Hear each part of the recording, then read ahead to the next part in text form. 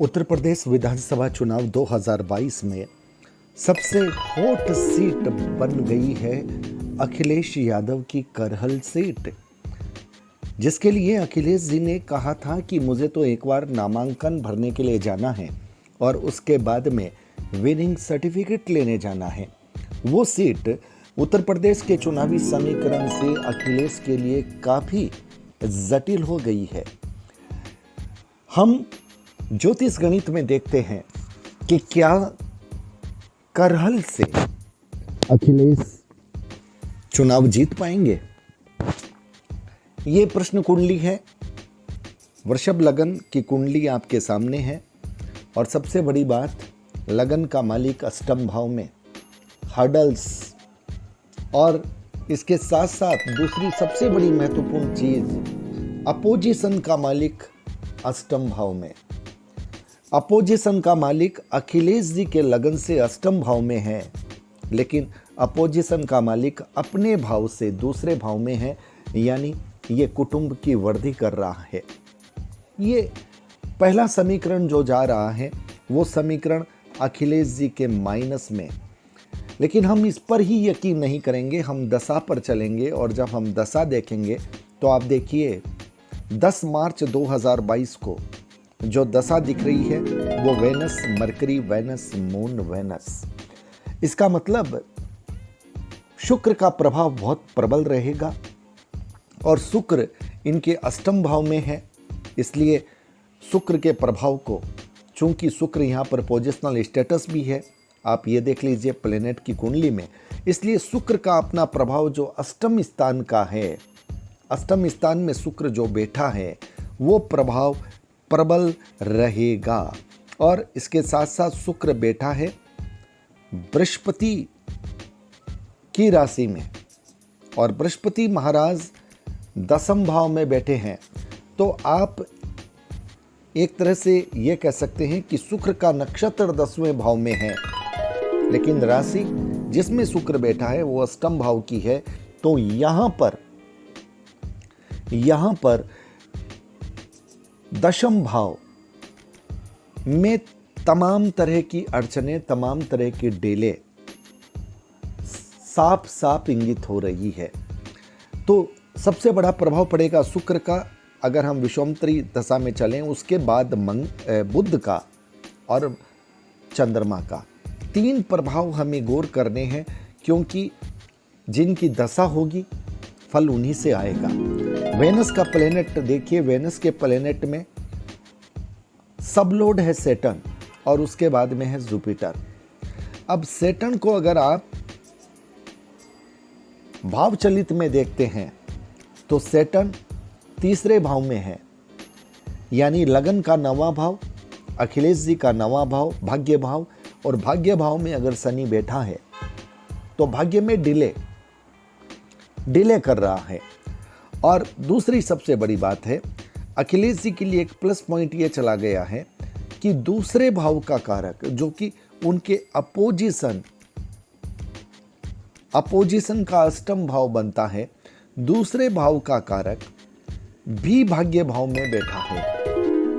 इसे आप ये कह सकते हैं कि अखिलेश जी के पक्ष में ये समीकरण जा रहा है, लेकिन इसके साथ साथ इसका माइनस इफेक्ट ये है कि दसम भाव से 12वां भाव होता है, दसम भाव सत्ता का है, दसम भाव से 12वां भाव होता है 9वां भाव, तो कहीं ना कहीं ये दसम भाव को नेगेट कर रहा है, यानी सत्ता नहीं मिल रही, ये भाव ये भी इंगित कर रहा है।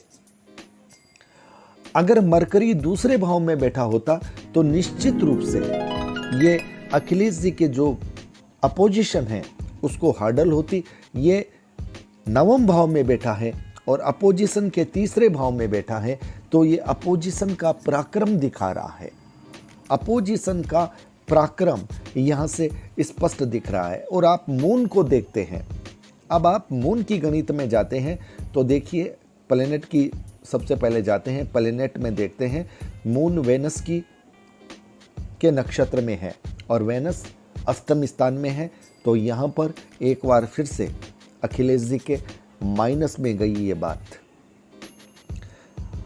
आप अगर सन पर जाएं, सन पर आपको इसलिए जाना है, सन पर जाने का वैसे कोई औचित्य नहीं है, लेकिन सन पर इसलिए जाना है कि कोई भी घटना अगर होती है तो सन और मून की वजह से होती है।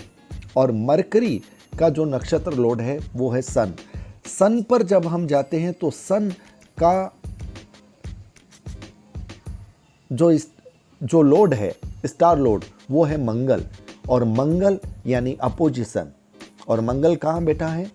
मंगल बैठा है अखिलेश जी के 8वें स्थान में। अखिलेश जी के लिए सिर्फ और सिर्फ एक पक्ष थोड़ा बचता है, और वो ये बचता है कि अखिलेश जी की कुंडली में सन 10वें भाव में है।